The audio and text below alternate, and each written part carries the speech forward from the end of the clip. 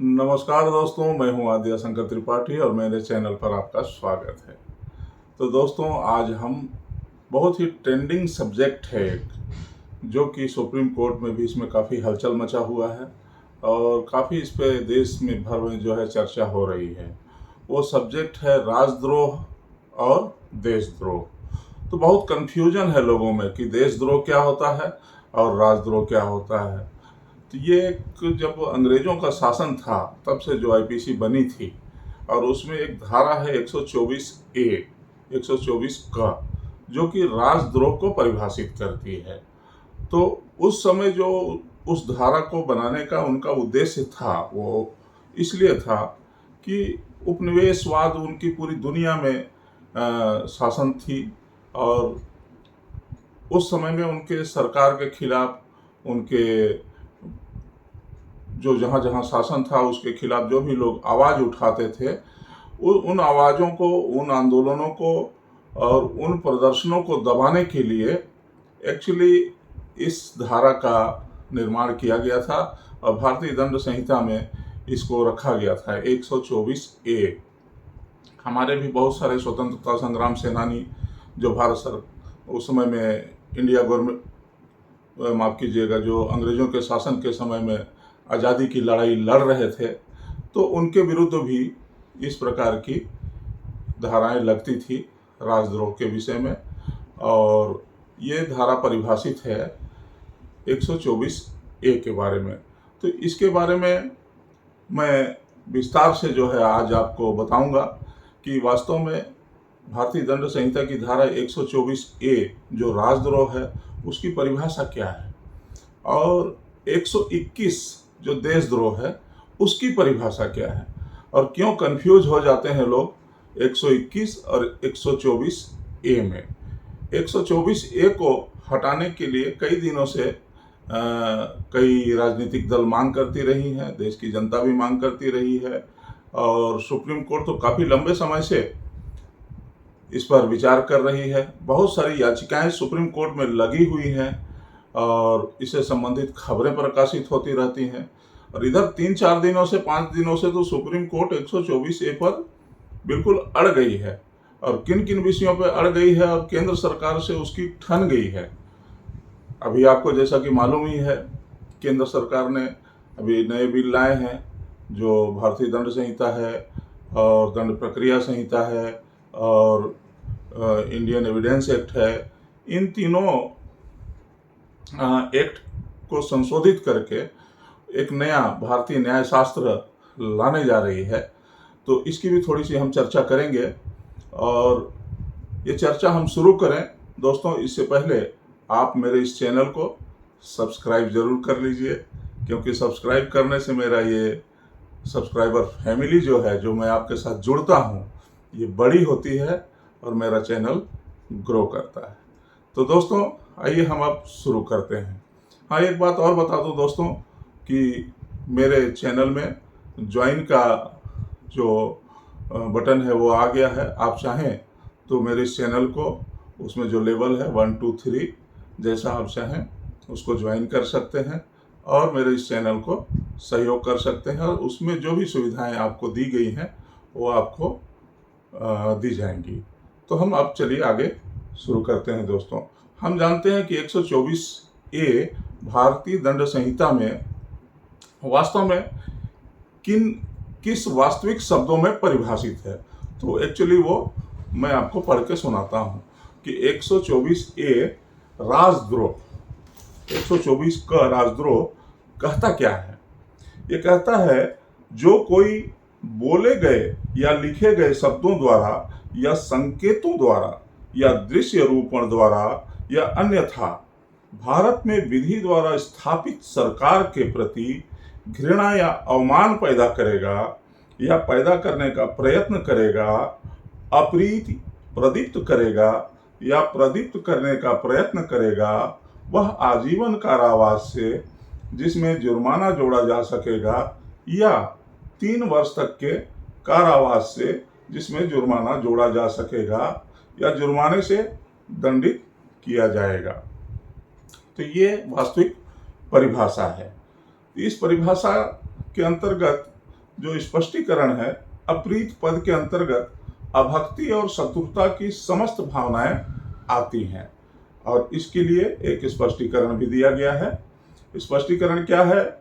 घृणा, अवमान या प्रदीप को प्रदीप्त किए बिना या प्रदीप्त करने का प्रयत्न किए बिना सरकार के कामों के प्रति विधि पूर्ण साधना द्वारा उनको परिवर्तित कराने की दृष्टि से अनुमोदन प्रकट करने वाली टीका टिप्पणियों पर इस धारा के अधीन अपराध नहीं होंगे। तीसरा स्पष्टीकरण क्या है? घृणा, अवमान या अप्रीति को प्रदीप्त किए बिना या प्रदीप्त करने का प्रयत्न किए बिना सरकार की प्रशासनिक या अन्य क्रिया के प्रति अनुमोदन प्रकट करने वाली टीका टिप्पणियां इस धारा के अधीन अपराध गठित नहीं करेंगी। तो दोस्तों, अब हो क्या रहा है? एक्चुअली जब से देश आज़ाद हुआ तब से लेकर के पिछले 8-9 साल पहले तक इस धारा का उपयोग जो है बहुत कम होता था। इन कुछ दिनों में इस धारा का उपयोग बहुत ही व्यापक तरीके से होने लगा है।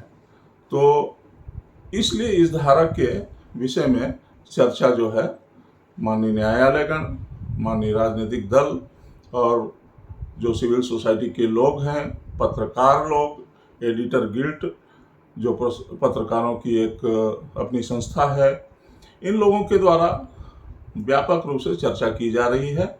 और माननीय सुप्रीम कोर्ट में इस संबंध में कई याचिकाएं दायर की गई हैं कि अब इस धारा की वास्तविक रूप से कोई उपयोगिता रह नहीं गई है, क्योंकि इसमें जो चीजें हैं, व्यक्ति के अभिव्यक्ति की स्वतंत्रता और भाषण की स्वतंत्रता, जो मूल रूप से हमें संविधान के अनुच्छेद 19 क में संविधान हमको प्रदान करता है। तो कई बार जो है कई राजनीतिक दल जो हैं या सरकारें हैं, वो अपने फायदे के लिए अपने अपने हिसाब से अपने विरोधियों को दबाने के लिए या उन्हें आगे जाने से रोकने के लिए, सत्ता से वंचित करने के लिए अब एक अस्त्र के रूप में इस धारा का उपयोग करने लग गई हैं। ऐसा लोगों का कहना है, ये मेरी राय नहीं है, ऐसा लोगों का कहना है और ऐसा माननीय सुप्रीम कोर्ट का सोचना भी है। उसके लिए कारण है। कारण ये है कि मणिपुर में अभी जो चल रहा है पूरा देश जानता है, आप भी जानते हैं कि काफ़ी वहाँ संघर्ष है और लॉ एंड ऑर्डर वहाँ ध्वस्त हो चुकी है। माननीय सुप्रीम कोर्ट ने अपने सुनवाई के दौरान टिप्पणी में कहा है वहाँ की डीजीपी को और वहाँ के चीफ सेक्रेटरी को बुलाया वहाँ पर, कहाँ? सुप्रीम कोर्ट में। बिल्कुल उनकी स्वयं की उपस्थिति आवश्यक कर दी। उन्होंने आया, जवाब तलब किया गया, न्यायिक कमेटियां बनाई गई हैं उसके लिए जो वहाँ जांच कर रही हैं। सेना गई है वहाँ पर, दो समुदायों के बीच जो संघर्ष हो रहा है उसको लेकर के उसको शांति स्थापित करने के लिए। तो वहाँ की सरकार ने सेना के ऊपर भी आरोप लगा दिया कि ये जो है सेना जो है एक समुदाय को संरक्षित कर रही है, सपोर्ट कर रही है। तो सेना के द्वारा एडिटर गिल्ड को बुलाया गया वहाँ, उसके सम्मानित कई बड़े पत्रकारों ने वहाँ जांच किया और एक अपनी रिपोर्ट दी। तो वहाँ पर दो व्यक्तियों ने उस पत्रकार गिल्ड के जो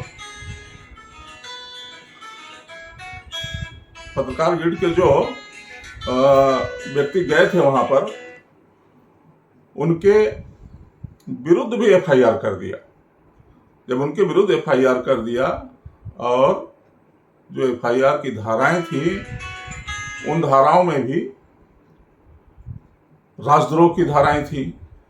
तो जब राजद्रोह की धाराएं थी तो वो सुप्रीम कोर्ट की शरण लिए। अभी 3-4-5 दिन पहले माननीय सॉलिसिटर जनरल तुषार मेहता साहब और सुप्रीम कोर्ट के न्यायाधीश के बीच लंबी बहस हुई और इस विषय पर चर्चा हुई कि किसी अन्य राज्य में उन पत्रकारों के विरुद्ध जो एडिटर गिल्ड के संपादक वगैरह हैं और बड़े बड़े पत्रकार हैं जो गए थे वहाँ पर, उनके मामले की सुनवाई कहाँ की जाए। तो इस पर माननीय जो तुषार मेहता साहब हैं वो चाहते थे कि इसी विषय पर केंद्रित रहे बहस की सुनवाई कहाँ की जानी चाहिए। और सुप्रीम कोर्ट DY चंद्रचूड़ साहब जो चीफ जस्टिस हैं, तुषार मेहता साहब से एक ही सवाल पूछा कि तुषार साहब आप ये बताओ कि पत्रकार वहाँ गए, सेना के बुलाने पर गए और उन्होंने कोई ऐसी रिपोर्ट बनाई या छापी जो मान लीजिए कि आंशिक झूठी हो, पूरी झूठी हो, तो इसमें देशद्रोह या राजद्रोह कैसे लग जाता है। तो तुषार मेहता साहब को कोई जवाब देते नहीं बना। तो ये भी एक इस कड़ी में एक चर्चा का विषय है और उसमें राजद्रोह शामिल है। तो जब राजद्रोह शामिल है तो उसके अगले 1-2 दिन में राजद्रोह पर फिर सुनवाई हुई और उसे 5 जो है न्यायमूर्ति के समक्ष भेजने का निर्णय लिया है, जिस पर कि केंद्र सरकार और सुप्रीम कोर्ट के बीच इस बात को लेकर के ठनाठनी भी हो गई है। सरकार का ये कहना है कि हम राजद्रोह से संबंधित जो नई न्याय संहिता बना रहे हैं, भारतीय न्याय संहिता, उसमें व्यवस्था रख रहे हैं। तो सरकार की ये मंशा है कि जो राजद्रोह है, जिसे सुप्रीम कोर्ट और बाकी के लोग नहीं चाहते हैं कि अब इसकी आवश्यकता नहीं है, क्योंकि इसको एक शस्त्र के रूप में सरकारें, कोई भी सरकार हो, इस्तेमाल करने लग गई हैं। तो जब ये स्थिति निर्मित हो गई है तो सरकार का ये कहना था कि जब तक कि वो न्याय संहिता बन नहीं जाती है तब तक कि इस कानून पे चर्चा नहीं होनी चाहिए या इस पे कोई सुनवाई नहीं होनी चाहिए। सुप्रीम कोर्ट का कहना है कि जब तक कि आपका कोई नया कानून बनता नहीं है और जो मामले हमारे यहाँ लंबित हैं उनको हम अनदेखा नहीं कर सकते, हम अपनी आंख बंद नहीं कर सकते। जो लोग पीड़ित हैं या जो लोग इस धाराओं के अंदर जेलों में बंद हैं, जिनका परिवार जो है और जिनसे संबंधित लोग जो हैं इससे पीड़ित हैं और अनावश्यक रूप से पीड़ित हैं। हो क्या रहा है दोस्तों कि राजद्रोह के आड़ में मान लीजिए कई न्याय दृष्टांत हैं, सुप्रीम कोर्ट के भी हैं, हाई कोर्ट के भी हैं। अभी नवभारत टाइम्स ने एक खबर चलाई है, मैं आपको पढ़ के उसको सुनाऊंगा कि कब कब राजद्रोह से संबंधित मामले पर माननीय सुप्रीम कोर्ट में सुनवाई की गई है और उसमें क्या क्या निर्णय आए हैं, उसके बारे में इसके बाद ही मैं बताऊंगा। तो दोस्तों, राजद्रोह जो है, मान लीजिए किसी ने किसी मंत्री पर टिप्पणी कर दी, उसके भ्रष्टाचार पर टिप्पणी कर दी, उसके करप्शन पर, उसके क्रियाकलापों पर, या सरकार के किसी नीति पर या किसी ऐसे कानून पर जो सरकार ने बनाया हो, तो इन विषयों को भी आज जो है उसका विरोध करने को राजद्रोह माना जाने लग गया है। जबकि कानून क्या कहता है कि आप का विरोध करने का तरीका गलत है। यदि गलत तरीके से जो है आप विधि द्वारा स्थापित सरकार के प्रति घृणा या अवमान पैदा करते हैं, तो घृणा या अवमान पैदा करते हैं या ऐसा कोई लोक व्यवस्था फैलाते हैं, अव्यवस्था फैलाते हैं या उसका प्रयास करते हैं या ऐसी स्थिति उत्पन्न करते हैं, तो जो है ये राजद्रोह का मामला लगेगा। तो दोस्तों, अब सरकार के खिलाफ ऐसी स्थिति उत्पन्न करना, कोई ऐसा दंगा फसाद का स्थिति उत्पन्न करना, अव्यवस्था उत्पन्न करने की स्थिति उत्पन्न करना, ऐसा कोई आंदोलन करना जिससे कि अव्यवस्था फैल जाए, वो एक अलग विषय है।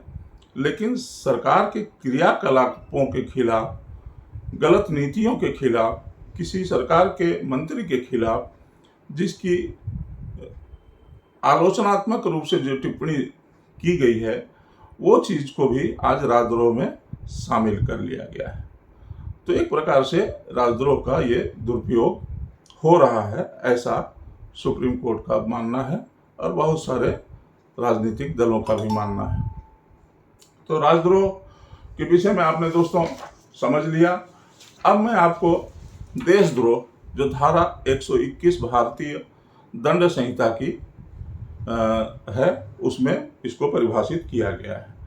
तो 121 में जो देशद्रोह है, जैसा कि आपने देखा 124A में अधिकतम आजीवन कारावास और कम से कम 3 वर्ष तक की कारावास और जुर्माने का प्रोविजन है।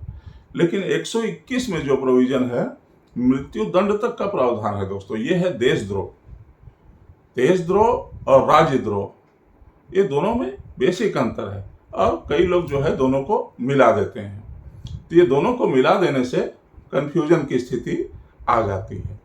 देशद्रोह जो भारतीय दंड संहिता की धारा 121 है, उसकी परिभाषा को मैं आपको पढ़ के बताता हूँ। ये जो 121 है, राज्य के विरुद्ध अपराधों को निम्नलिखित वर्गों में विभक्त किया जा सकता है। भारत सरकार के विरुद्ध युद्ध करना, भारत सरकार के विरुद्ध युद्ध करना, या युद्ध करने का प्रयत्न करना, या युद्ध करने की दुष्प्रेरण करना, उकसाना, दुष्प्रेरित करना। ये 3 महत्वपूर्ण चीजें हैं। जो कोई भारत सरकार के विरुद्ध युद्ध करेगा या ऐसा युद्ध करने का प्रयत्न करेगा या ऐसा युद्ध करने का दुष्प्रेरण करेगा, वह मृत्यु या आजीवन कारावास से दंडित किया जाएगा। मृत्यु या आजीवन कारावास से दंडित किया जाएगा और जुर्माने से भी दंडनीय होगा। भारत सरकार के विरुद्ध विप्लव में सम्मिलित होता है, क के इस धारा में परिभाषित अपराध किया है। क भारत सरकार के विरुद्ध विप्लव में सम्मिलित होता है। कोई पर्सन है क, जो भारत के सरकार के विरुद्ध विप्लव में सम्मिलित होता है, तो ऐसा माना जाएगा कि क ने देशद्रोह का अपराध किया है। तो इसमें जो इसका स्पष्टीकरण है दोस्तों, भारत सरकार के विरुद्ध युद्ध करना, युद्ध करने का प्रयत्न करना, युद्ध करने का दुष्प्रेरण करना, या ऐसे व्यक्तियों और आयुधों को, आयुधों माने शस्त्रों को, गोला बारूद हथियार को एकत्र करना, जिनसे भारत सरकार के विरुद्ध युद्ध किया जा सके। धारा 121, 121 क, 122 और 123 किसी विधि पूर्ण शक्ति का प्रयोग करने के लिए विवश करने का या उसका प्रयोग अवरोधित करने के आशय से राष्ट्रपति, राज्यपाल आदि पर हमला करना। धारा 124, धारा 124 अलग है और धारा 124 क ए वो अलग है। राज्यद्रोह जो है धारा 124 क है। भारत सरकार से मैत्री संबंध रखने वाली शक्ति के विरुद्ध, जिनका भारत सरकार के से मैत्री है, उन देशों के विरुद्ध युद्ध या उसके राज्य क्षेत्र में लूटपाट करना, ये धारा 125 और 126।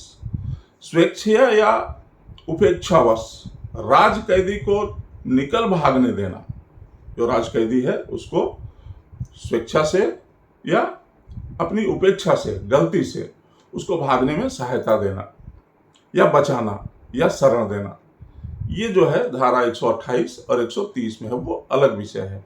तो आज हम सिर्फ 2 धाराओं पर चर्चा कर रहे हैं, जो धाराएं हैं 121 देशद्रोह, जिसमें मृत्युदंड या आजीवन कारावास है, और धारा 124 जो राजद्रोह है। तो राजद्रोह में आजीवन कारावास या जुर्माना अधिकतम है और 3 वर्ष तक का न्यूनतम है। तो दोस्तों, सजा की दृष्टिकोण से देशद्रोह एक अलग चीज हो गई है और राजद्रोह एक अलग चीज हो गई है। तो आज राजद्रोह में उन चीजों को शामिल कर लिया गया है जो हमारी भाषण और अभिव्यक्ति की स्वतंत्रता है, जो मौलिक अधिकारों में दी गई है, ऐसा देखा जा रहा है। और सुप्रीम कोर्ट जो है मूलतः इसी बात को लेकर के चिंतित है, क्योंकि उसके यहाँ कई सारी याचिकाएं जो है दाखिल कर दी गई हैं। तो इन याचिकाओं को अब निराकरित करना सुप्रीम कोर्ट का कर्तव्य है। बहुत सारी याचिकाएं हैं। तो नवभारत टाइम्स ने इसमें एक रिपोर्ट छापी है, 2 से 4 मिनट लगेगा। ये खबर है मैं इस वीडियो के साथ इसको पढ़ दूं तो बहुत सारी चीज़ें क्लियर हो जाएंगी। तो दोस्तों आइए हम ये नवभारत टाइम्स का जो है एक खबर है, इसको पढ़ते हैं। खबर यह है दोस्त, राजद्रोह कानून खत्म हो रहा है या उसे नया चोला पहना रही है सरकार। सुप्रीम कोर्ट तो अड़ ही गया है। सुप्रीम कोर्ट ने सरकार की अपील नहीं मानी और राजद्रोह कानून की वैधता जांचने का फैसला किया। प्रधान न्यायाधीश DY चंद्रचूड़ की अगुवाई वाली पीठ ने इसे संविधान पीठ को रेफर कर दिया है। सरकार ने कहा कि न्याय संहिता बदली जा रही है जिसमें राजद्रोह कानून का कोई वजूद ही नहीं होगा। नई दिल्ली, सुप्रीम कोर्ट ने भारतीय दंड संहिता IPC की धारा 124A के तहत निर्धारित देशद्रोह कानून की वैधता को चुनौती देने वाली कई याचिकाओं को कम से कम 5 न्यायाधीशों की संविधान पीठ के पास भेजने का फैसला किया है। इस फैसले ने एक बार फिर इस विवादास्पद औपनिवेशिक कानून को चर्चा में ला दिया है। प्रधान न्यायाधीश CJI DY चंद्रचूड़ की अध्यक्षता वाली 3 न्यायाधीशों की पीठ ने स्पष्ट किया कि पिछले कई दशकों में संवैधानिक सिद्धांतों और कानून के विकास के साथ साथ यह आवश्यक है कि धारा 124A को हरी झंडी देने वाले सुप्रीम कोर्ट के 1962 के फैसले को इस मामले में आखिरी मानने से पहले एक बड़ी पीठ इस पर गंभीरता से विचार करे। पीठ ने केंद्र सरकार की इस दलील को खारिज कर दिया कि इस मामले को तब तक के लिए टाल दिया जाए जब तक कि इस विषय पर एक नया कानून नहीं आ जाता, क्योंकि 124A की समीक्षा प्रस्तावित प्रावधानों को प्रभावित कर सकती है। पीठ ने कहा है कि नया कानून आ रहा है, इस आधार पर धारा 124A को चुनौती देने वाली एक जीवंत चुनौती पर विचार करने से हाथ पीछे नहीं खींचा जा सकता है। पीठ ने यह भी कहा कि धारा 124A अभी भी कानून की किताब में है और इसके तहत पहले से ही दर्ज मामले तो चलते रहेंगे, भले ही भविष्य में नया कानून बन जाए। औपनिवेशिक युग का कानून है। औपनिवेशिक युग का यह कानून मूल रूप से आंदोलनों को कुचलने और सरकार की आलोचनाओं पर रोक लगाने के लिए लाया गया था, जिसमें अधिकतम उम्र कैद की सजा का प्रावधान किया गया था। इस कानून के तहत पुलिस किसी भी आरोपी को बिना किसी वारंट के ही गिरफ्तार कर सकती है। स्वतंत्रता के बाद इस कानून में संशोधन करके इसे और सख्त बना दिया गया और बिना वारंट के गिरफ्तारी को तगड़ा कानूनी आधार दे दिया गया। केंद्र सरकार ने 11 अगस्त 2023 को लोकसभा में एक नया कानून पेश किया है, जिसे बाद में एक संसदीय समिति के पास भेजा गया है। इस नए कानून में देशद्रोह को अलग नाम के तहत और एक व्यापक परिभाषा के तहत अपराध बनाए रखा गया है। तो दोस्तों, इस संबंध में जो 1962 के फैसले की मिसाल दी जाती है वो क्या है? देशद्रोह कानून की वैधता को स्वतंत्र भारत में पहली बार 1951 में तत्कालीन पंजाब उच्च न्यायालय में तारा सिंह गोपीचंद बनाम राज्य के मामले में चुनौती दी गई थी। हाई कोर्ट ने धारा 124A को भारत के संविधान के अनुच्छेद 19 के तहत अभिव्यक्ति की स्वतंत्रता पर प्रतिबंध बताते हुए रद्द कर दिया था। इसी फैसले के बाद जवाहरलाल नेहरू सरकार ने संविधान संशोधन लाकर अभिव्यक्ति की स्वतंत्रता के अधिकार को उचित रूप से प्रतिबंधित करने के लिए नए आधार पेश किए थे। देशद्रोह कानून की वैधता को विभिन्न उच्च न्यायालयों में कई बार चुनौती दी गई है। वर्ष 1954 में पटना हाई कोर्ट ने देवी सोरेन और अन्य बनाम राज्य मामले में धारा 124A की वैधता को बरकरार रखा, यह कहते हुए कि यह कानून भारत के संविधान के अनुच्छेद 19 का उल्लंघन नहीं करता है। 7 साल बाद इलाहाबाद हाई कोर्ट ने धारा 124A को अमान्य घोषित कर दिया। वर्ष 1958 में इलाहाबाद हाई कोर्ट ने रामनंदन बनाम राज्य मामले में कानून को अमान्य घोषित करते हुए कहा कि सरकार को लोकप्रिय स्वीकृति या अस्वीकृति के अलावा एक मजबूत विपक्ष का सामना करने के लिए तैयार रहना चाहिए। उच्च न्यायालयों के विभिन्न विचारों से उत्पन्न उलझन और अंततः सुप्रीम कोर्ट की संविधान पीठ ने 1962 में केदारनाथ सिंह बनाम बिहार राज्य मामले में फैसला दिया, जिसे अब तक का सबसे बड़ा आधिकारिक निर्णय माना जाता है। इस मामले में 5 न्यायाधीशों की पीठ ने भारतीय दंड संहिता आईपीसी के तहत देशद्रोह कानून की वैधता को बरकरार रखा। तब पीठ ने कहा कि देशद्रोह के अपराध का उद्देश्य कानून द्वारा स्थापित सरकार को उलटने से रोकना है, क्योंकि कानून द्वारा स्थापित सरकार का निरंतर अस्तित्व राज्य की स्थिरता की आवश्यक शर्त है। सुप्रीम कोर्ट की संविधान पीठ ने धारा 124A की वैधता को अनुच्छेद 19 की कसौटी पर कसा, जो उचित प्रतिबंधों के अधीन अभिव्यक्ति की स्वतंत्रता की रक्षा करता है। पीठ ने यह भी निष्कर्ष निकाला कि कोई भी कानून जो सार्वजनिक व्यवस्था के हित में बनाया गया है, उसे संवैधानिक कसौटियों पर खरा नहीं उतरने के विचार से दूर रखा जाना चाहिए। 1962 में केदारनाथ सिंह मामले में सुप्रीम कोर्ट ने धारा 124A के दायरे को भी रेखांकित किया था। कोर्ट ने कहा था, यह प्रावधान केवल उन गतिविधियों के लिए दोषी को दंडित करता है जो कानून और व्यवस्था को बाधित करने की मंशा या प्रवृत्ति को प्रकट करते हैं या जो हिंसा को भड़काते हैं। कोर्ट ने कहा था कि देशद्रोह का कानून इस्तेमाल अभिव्यक्ति की स्वतंत्रता को दबाने के लिए नहीं किया जा सकता। तब से धारा 124A से संबंधित सभी मामलों के लिए इस परिभाषा को न्यायिक मिसाल के रूप में लिया जाता है। तो 1962 के बाद न्याय शास्त्रीय सिद्धांतों का जो इस संदर्भ में विकास किया गया। केदारनाथ मामले में फैसला 1950 में एक गोपालन बनाम राज्य के मामले में 6 न्यायाधीशों के फैसले पर आधारित था। इस मामले में प्रिवेंटिव डिटेंशन लॉ की वैधता को यह कहते हुए चुनौती दी गई थी, यह अनुच्छेद 19 आवागमन की स्वतंत्रता का उल्लंघन करता है, जिसे याचिकाकर्ता ने अनुच्छेद 21 व्यक्तिगत स्वतंत्रता का एक अनिवार्य पहलू बताया था। तो दोस्तों, ये लंबा चौड़ा लेख है। एक गोपालन केस है। इसके बाद आरसी कूपर बनाम भारत संघ, ये वर्ष 1970 में इसका उल्लेख इन्होंने किया है। मेनका गांधी बनाम भारत संघ, इस केस का इसमें उल्लेख किया है।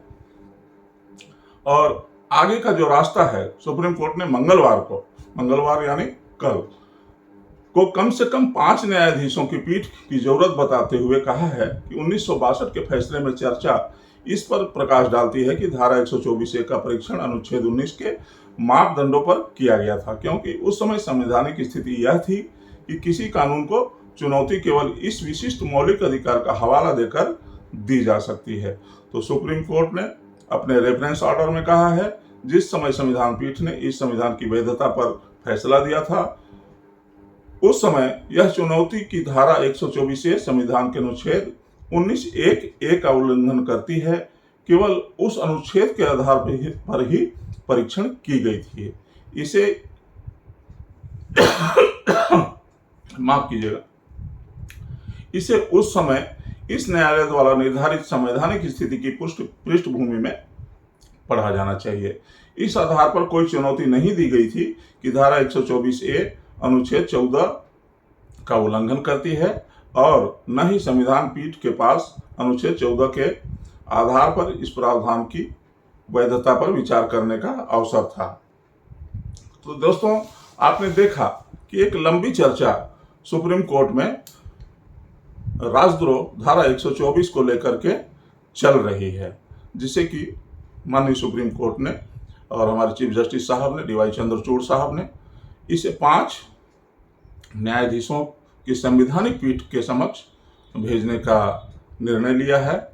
और आज की इस जो सार्थक चर्चा है, जिस पर कि हम लोगों ने चर्चा किया और ये जाना कि राजद्रोह और देशद्रोह इसका बेसिक अंतर क्या है, और कई बार जो है हम लोग अपनी चर्चा में इन चीज़ों को मिला देते हैं, तो एक कन्फ्यूजन पैदा हो जाती है। तो ये डिसीजन करना, इस पर विचार करना, ये सोचना, आपने जान तो लिया कि राजद्रोह क्या है और देशद्रोह क्या है, और इस पर माननीय सुप्रीम कोर्ट आगे इस पर क्या निर्णय लेगी, ये भविष्य के गर्भ में है।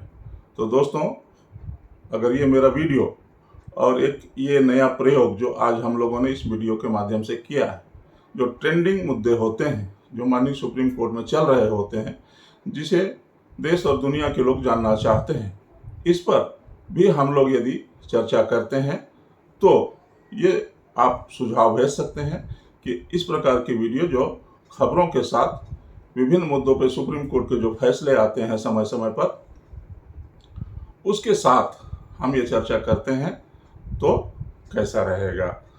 तो इसमें आपके सुझाव और सलाह, कमेंट मुझे आगे जाने के लिए प्रेरित करेंगे। अगर आपको ये वीडियो अच्छा लगा हो तो आप लाइक, शेयर और कमेंट जरूर कीजिएगा, और दोस्तों सब्सक्राइब करना तो बिल्कुल नहीं भूलिएगा। नमस्ते, जय हिंद, वंदे मातरम।